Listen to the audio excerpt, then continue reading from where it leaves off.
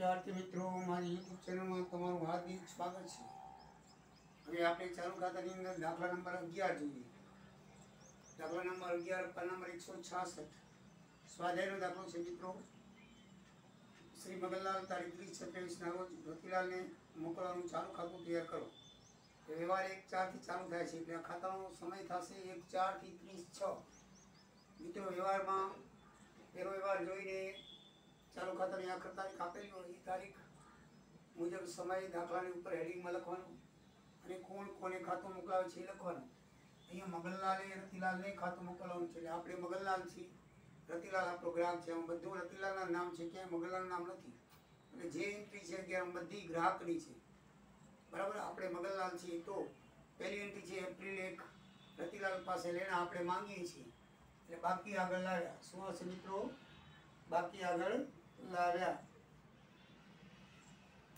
तो बाकी आगळ लाव्या में 1/4/23 थी दिवस गणवाना छे।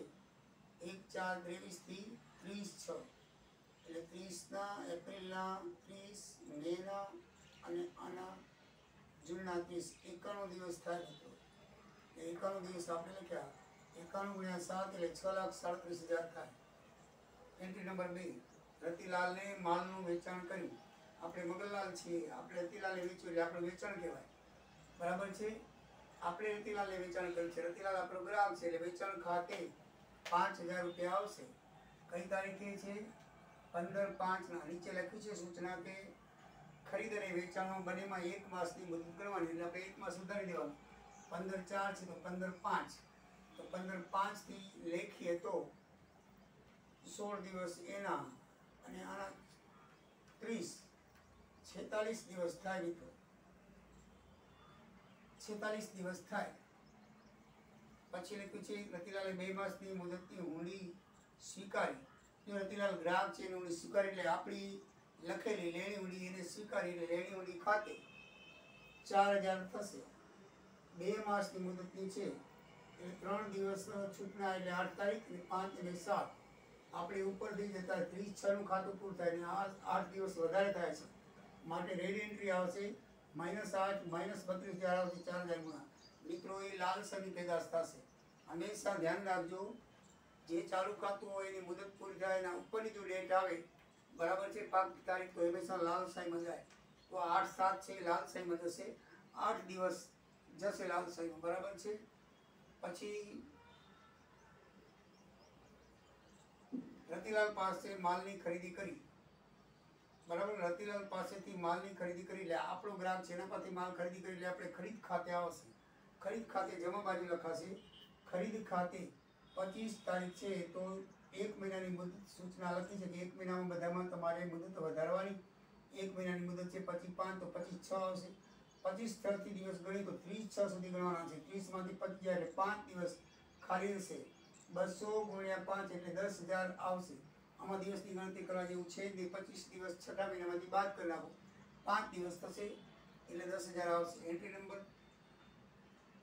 5 રતિલાલને માલ પરત કર્યો। 25મી મેના આપણે ખરીદી કરી હતી, 25મી મેના આપણે ખરીદી કરી હતી ખરીદ ખાતે, બરાબર છે। તે રતિલાલને આપણે પરત કરી છે તો ખરીદ પરત ખાતે એની જો મિત્રો તારીખ પાકની તારીખ 25/6 એટલે 25/6 આવશે, बराबर है। એટલે खरीद खाते करी थी, बराबर। तो खरीद परत खाते तो ये खरीद खाते 25/6 आवशे। एनो व्यवहार आपणे 25/6 खरीद्या था એટલે परत करी छे એટલે 25/6 खरीद परत खाते કેટલા રૂપિયાનો માલ કર્યો છે? 200 રૂપિયાનો। તો એ દિવસ આવશે 5 અને 5, કોઈ ફરક નહીં પડે। એ તમને મેં પહેલેથી કીધેલું છે કે ખરીદની એન્ટ્રી હોય એની પાક તારીખના દિવસ ખરીદ પરત કે વેચાણ પરત બંનેમાં જ આવશે। તો આપણે ખરીદ તારીખ હતી 25/6, હવે ખરીદ પરત કરીએ છીએ એટલે કીધું ને કે રતિલાલને માલ પરત કર્યો, આપણે પરત કર્યો એટલે આપણે એના પાસે ખરીદી કરી હતી એને માલ પરત કર્યો, બરાબર ને। આપણે આ માલ ખરીદેલો છે, રતિલાલ પાસેથી ખરીદ્યો એટલે આપણે ખરીદ કરી કહેવાય। હવે એને પરત કર્યો છે એટલે ખરીદ પરત ખાતે આવે।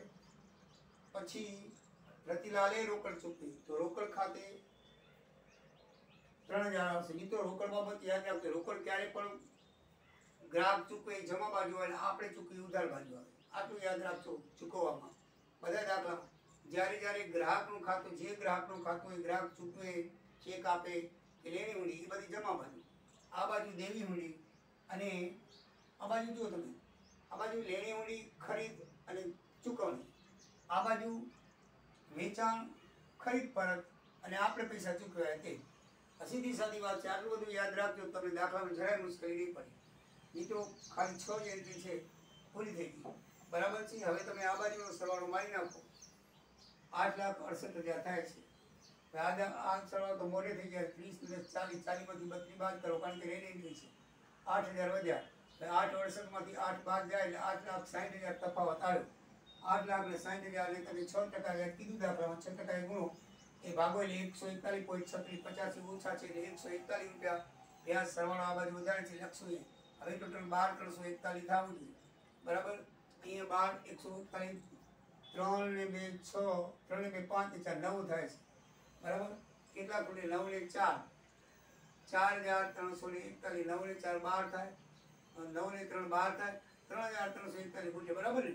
9,000 બાદ કરી નાખો. 3 ને 2 5 ને 4 9, 12,000માંથી 9,000 3 ઉપર 341 મોડે થઈ ગયા છે. 3,341 બાકી આગળ લઈ ગયા અને અહીંયા બાકી આગળ લાવ્યા. 1/7 તારીખ લખી 3,141 જવાબ તમારો આવશે. મિત્રો એકદમ સીધો ને સરળ દાખલો છે.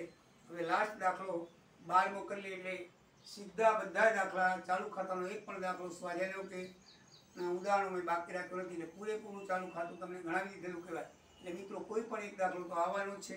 બધા તમે આઉટલુકિંગ કરી દેજો એટલે તમને બરાબર આવશે. ચલો આપણે દાખલા નંબર 12 જોઈએ.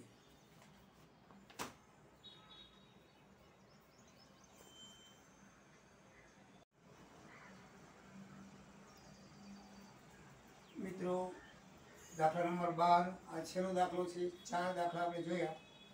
દાખલા નંબર 12 ની અંદર પૂર્વી એ રૂપલને મોકલવાનું ચાલુ ખાતું છે. પૂર્વી મોકલે છે. રૂપલ આપણો ગ્રાહક છે ને આપણે પૂર્વી છીએ એ પ્રમાણે માનીને દાખલો કરવાનો. યાદ રાખજો, દાખલો જ્યારે પણ ચાલુ ખાતાની ગણતરી આપણે કોણ છીએ, સામેવાળો ગ્રાહક કોણ છે એના ઉપર આધાર રાખીએ. પછી નહીંતર શબ્દની મારામારી એવી હશે આપણને ખબર નહીં પડે. બરાબર. આપણે જે છીએ આપણો ચોપડો છે એટલે આપણે માલિક છીએ.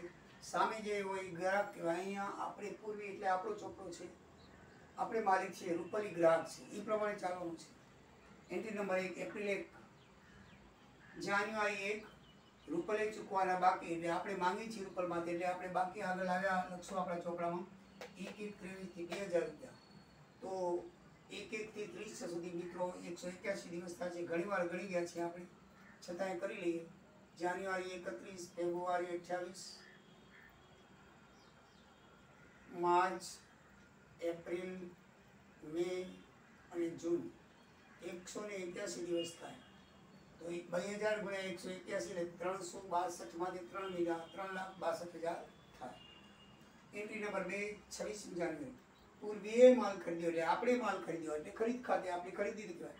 આપણે પૂર્વી છીએ પૂર્વીએ માલ ખરીદ્યો તો 26/1 એક મહિનાની મુદત લખી છે કૌંસમાં એટલે એક મહિનો ઉમેરી દઈએ એટલે 2 આવે એટલે 26/2 ની મુદત 26/2 થી 30/6 સુધી એટલે જાન્યુઆરીના 2 દિવસ, માર્ચના 31, એપ્રિલના 30, મેના 31 અને આના 30 એટલે 124 દિવસ મિત્રો થશે.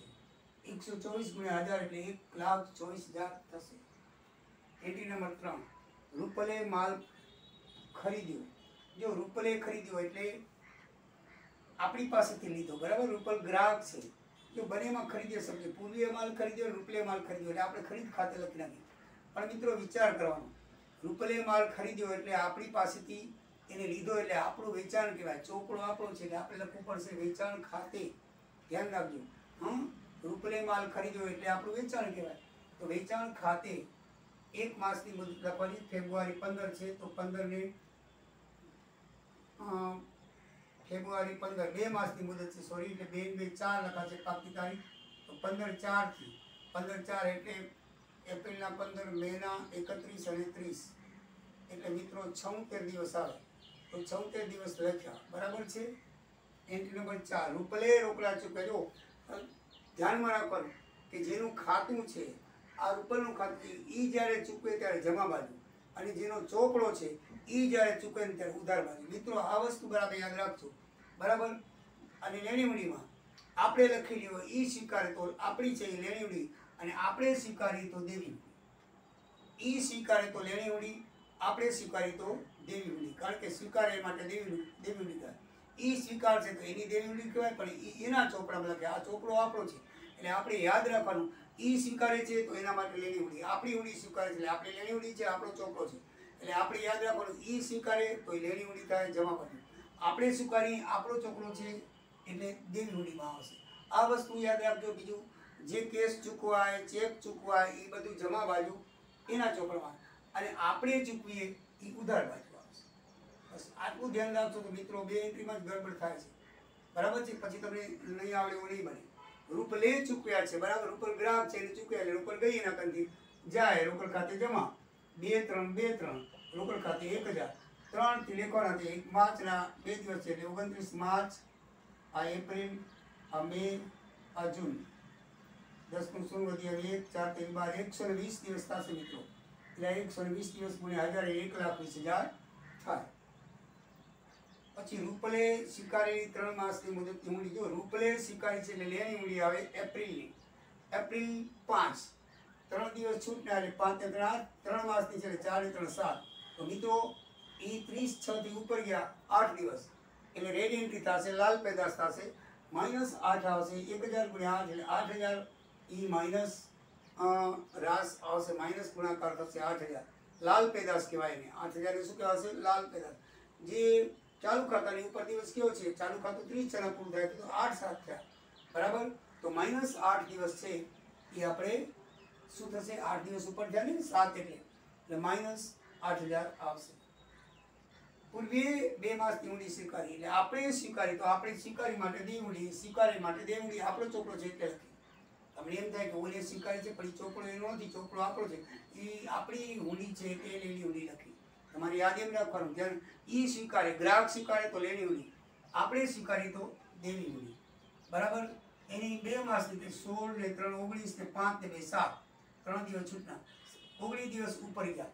આ પણ રેડ એન્ટ્રી થશે, લાલ પેદાશ કહેવાશે. 19 દિવસ ઉપર 9500 રૂપિયા રેડ એન્ટ્રી થશે, લાલ પેદાશ કહેવાશે, બરાબર મિત્રો. પછી લખ્યું છે રૂપલને રોકડા ચૂકવ્યા. જો રૂપલને એટલે આપણે ચૂકવ્યા, રૂપલને ચૂકવ્યા, આપણે ચૂકવ્યા છે તો ઉધાર બાજુ 200 રૂપિયા. રૂપલને ચૂકવ્યા, આપણે ચૂકવ્યા ને રૂપલને ચૂકવ્યા એટલે આપણે ચૂકવ્યા. રોકડ ખાતે 2000, 5 6 5 5 6 30 6 એટલે 5 દિવસ બાદ કરી નાખો. 6થો મહિનો છે, 5 દિવસ એટલે 25 દિવસ આવશે. ગણવાની જરૂર નથી. 25 દુ 50, 5000 ગુણાકાર થશે. રૂપલે ચેક આપ્યો. રૂપલ જો એને ચૂકવણું કરી છે, રૂપલે આપણને ચેક આપ્યો. ક્યાંથી ગયા? રૂપલ પાસેથી જમા, તો એ બાજુ આવશે બેંક ખાતે. 25/6 800 રૂપિયાનો ચેક છે. 25/6 એટલે 30 મહિના, 30 દિવસ થાય.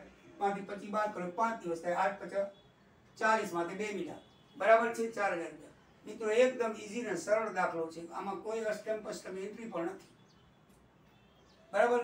આમાં બધા વિદ્યાર્થીઓ ક્યાં મૂંઝાય છે કે લેણી હુંડી, દેવી હુંડી, ખરીદ્યા, ચૂકવ્યા, એમાં ખરીદ ખાતે. તો મિત્રો એટલું યાદ રાખવાનું.